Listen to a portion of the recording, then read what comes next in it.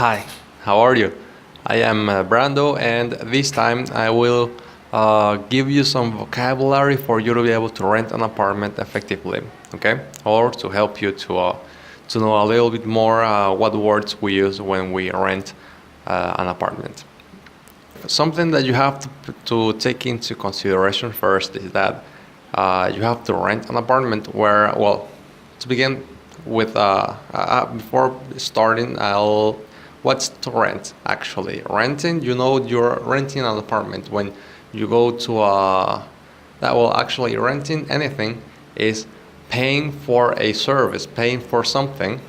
And for example, an apartment, if you want to live in an apartment for 3 months, you pay for those 3 months. Okay, that's to rent, to pay for something, but you're not the owner of the thing that you're paying for. Okay, you live in the house, you pay for the house, but you're not the owner of the house because you're paying someone to be able to stay in the apartment for a certain amount of time. Normally, people rent apartments and they can stay. They can say that they're going to stay for a long time, but they pay monthly.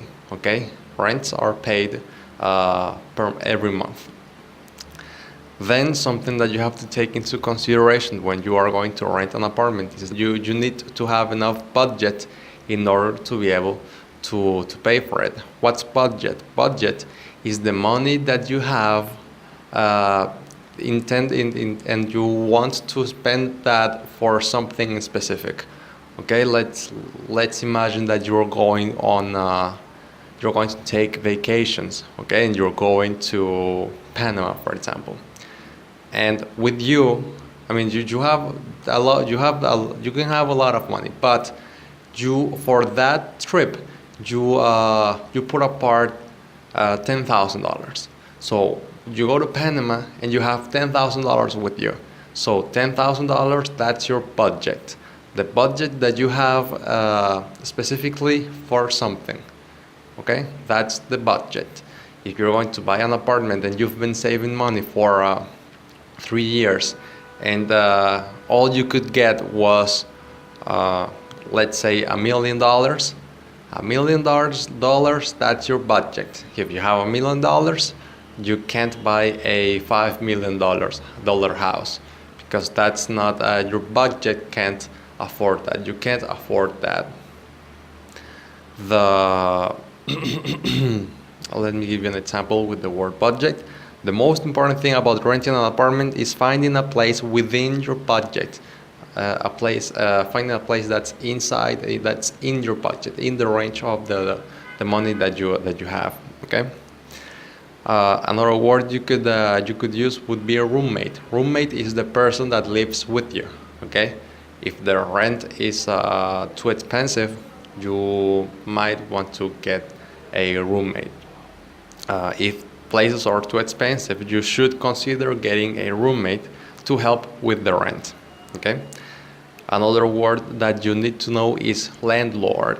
Landlord altogether, that is the person you pay the rent to. Okay, that is the real owner of the apartment or the real owner of the place that you're renting. When you meet the landlord, try to make a good impression. Okay, if the landlord is the person that rents the apartment, the tenant, that would be you because you are the person that is paying for the apartment, okay, for a certain period of time. So when you meet the landlord, try to make a good impression. Be the sort of tenant he or she would be comfortable renting to, okay? Another word you might hear is the word deposit. What's a deposit? Deposit is it's an amount of money that the landlord wants you to give him or her in order for them to be sure that you have enough money to pay the apartment. Like for example, I'm going to rent an apartment, but the landlord asks me for a deposit of 3 months. So I have to pay 3 months in advance, and that would be like a deposit. Okay. So if, for example, I'm going to live I'm going to leave, and I can tell the person, okay, I want to use the deposit as a payment method for the last 3 months I'm going to be here. Okay, and depending on the arrangement you can get, you could use that deposit for to pay the last 3 months. Deposits are like a backup plan for the landlord. That's pretty much what it is, because the landlord wants to be sure that he or she is renting the apartment to a person that can pay to a person that has money. Okay, it's not like the person can pay the first month and the second month, but then the third month and the fourth month it's a little bit difficult for them to pay the rent. Also, another word you should know is furnished. Furnished means that the apartment or the house has all the furniture, kitchen, the fridge, the bed, chairs, table, everything. Okay, and furnished apartments are more expensive because they have all these things. If you want something cheaper, you should get an unfurnished apartment or an unfurnished house. Something that I think is very it's more convenient is to pay for an unfurnished apartment or an unfurnished house, and you just buy you little by little you buy your fridge, you buy your kitchen, you buy the bed, you buy the tables and everything, because those are things that you are just going to pay once. But if the apartment is expensive, you're always going to have to pay for the expensive rent. But you pay for a little bit less for rent, and then you save a little bit of money to be able to buy the furniture.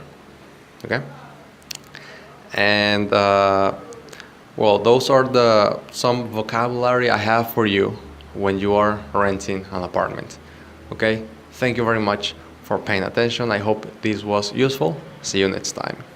Hola, soy Brando y en esta ocasión te voy a hablar sobre vocabulario cuando se está rentando un apartamento. Ok, te voy a decir la versión en inglés y luego te digo la versión en español. Para comenzar, la palabra rentar se dice rent en inglés, rent, y bueno, no es más nada que pagar por algo por un tiempo determinado, y normalmente se paga por mes si se va a rentar un apartamento, si se va a rentar una casa. ¿Okay? La otra palabra que sería importante que supieran sería budget, que significa presupuesto.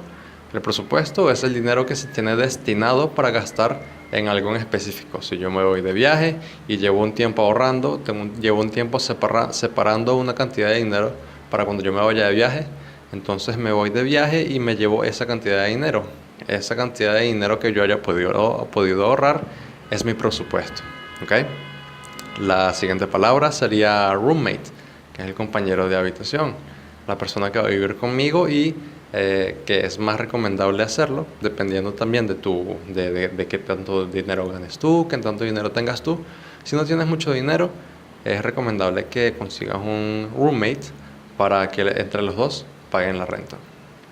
La siguiente palabra sería landlord. El landlord es la persona que es dueña del lugar y es la persona a quien tú le pagas por el lugar, ¿okay? Sea casa, sea apartamento. Y luego tenemos tenant.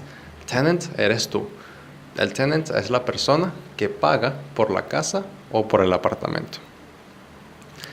Luego tenemos la palabra deposit, que es depósito, y es como un dinero que se paga por adelantado para que el arrendador, para que el landlord sepa que tengo suficiente dinero para pagar esto a largo plazo.